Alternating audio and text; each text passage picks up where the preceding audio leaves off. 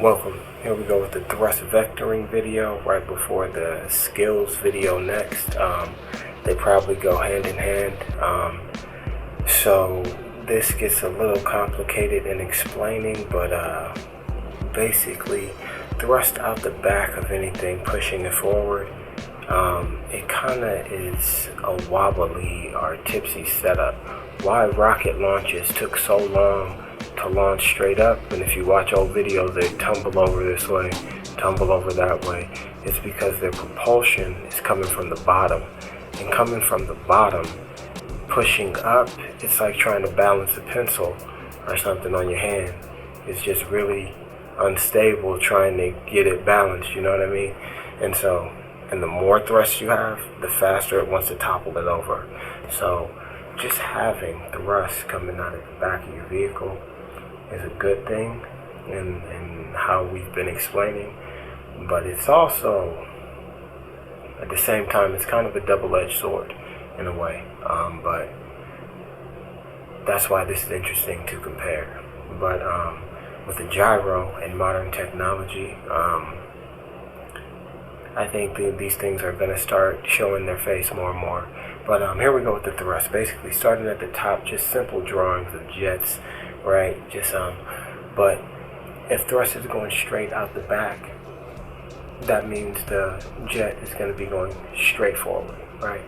And if the thrust is coming out at an angle, you're going to be propelled forward, but the nose is going to want to tip up because the bottom is going to want to get pushed down. Opposite thing, when the thrust is coming out and down, you get pushed forward, but the nose gets pushed down and your tail gets pushed up. And the last kind of thrust vectorings you can have is, instead of pushing up or down, you can be pushing left or right or anywhere in between. So you could actually spin your whole craft or turn your jet around and angle your thrust that way. Or there are certain things that can be designed to throw thrust out of the back and then stop and reverse and throw thrust out of the front. So keeping all that in mind, the different ways you can angle your thrust out, or spin your engine around or your whole craft around to be pushing your thrust in the direction, and the fact that you can design them to just shoot backwards out of the engine itself. We're just going to talk about braking now. So braking with thrust vectoring kind of changes the whole other normal braking scenario video. So if the cars are all going 100 miles an hour here, and say the EDF four-wheel drives and the EDF are boosting here, and they're all going 100, four-wheel drives ripping it up, they try to slam on the brakes here, the EDF only car is going to be able to slow down the fastest if it can thrust vector and throw a whole bunch of pounds of thrust out of the front of the car and basically slow itself down while it's slamming on the brakes. And the four-wheel drive car only has brakes to slam on to slow itself down, so that's why it's going to be way down the track, slowing down like a typical car would, with only one way of deceleration.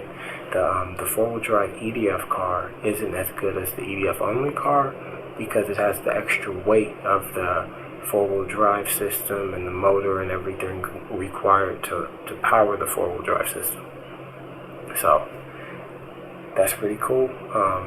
In the air control, we can talk about that next. It's pretty complex, but here basically the blue or the EDF only car, we can imagine trying to come off of a jump and then clear a big hurdle or another jump before it's trying to land, and it's just a crazy jump and a crazy scenario. So if they're coming up and they barely don't have enough speed to make it over, or their car doesn't have enough speed coming off of this jump to make it over the second hump, he has the thrust to angle himself. So the thrust vectoring, first of all, he has to angle his thrust out of the back, angled like this diagram here, to tilt his nose up higher, and then he can thrust out of the back straight to propel his car up higher, and then angle his nose down. So if he could thrust out of the front at an angle and angle his nose down, arches, decelerate his wheels like normal wheel braking, deceleration, bring his nose down, then he could actually thrust out of the front to slow himself down before essentially dropping off of this cliff.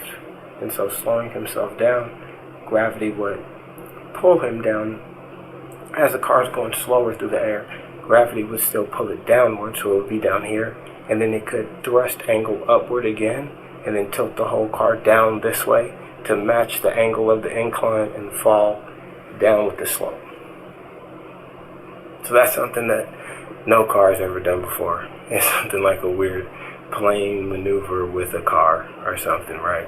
And so you could imagine a normal four-wheel drive car in green would just be coming off, and if it didn't have enough to get over this hump, they're just going to kind of hit the hump, not make it over, have to drive over normal way. And with the red car, the EDF plus four-wheel drive, I'm just imagining that, let's say it had enough speed and enough thrust coming out of the back to make it over the hump. Its extra weight might cause a problem here with trying to brake mid-air and then angle downward. It might not have enough thrust to do that, so it would overshoot the jump and have one heck of a landing. So that's just one scenario that might happen with the EDF four-wheel drive car being the heaviest, EDF only car being the lightest, and having this thrust capability in the air. It would be a beast in the air, basically. So taking that into a cornering situation here, the cars are flying into a corner at 100 miles an hour. Here, they're all trying to slam on the brakes and go into a corner. And so they're slamming on the brakes. I'm just going to say they're matched up here for these purposes.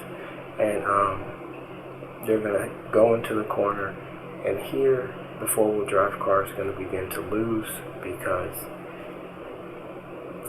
these cars can use their thrust to hold them on the path.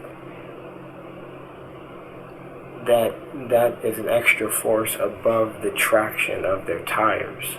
So they all have traction of their tires, but these two have something extra, and that something extra is going to show its face going around curves like this if they can thrust vector and show their power like this. And a four-wheel drive EDF bonus only would be if it thrust vectors out of the back and upward, it can give more traction to its back wheels. Now, that's only going to be a good situation in certain loose dirt, kind of loose traction scenarios where the cars don't want to wheelie, and where giving more power to your wheels for that ground acceleration will actually be more of a beneficial use of your thrust at that point.